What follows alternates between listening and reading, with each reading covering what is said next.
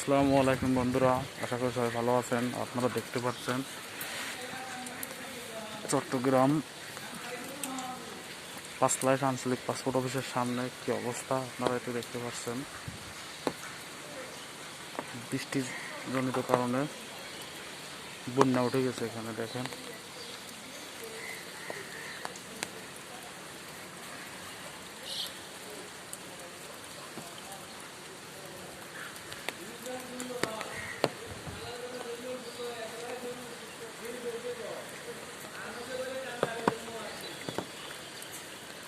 আরে ভিডিও করে ফেলো।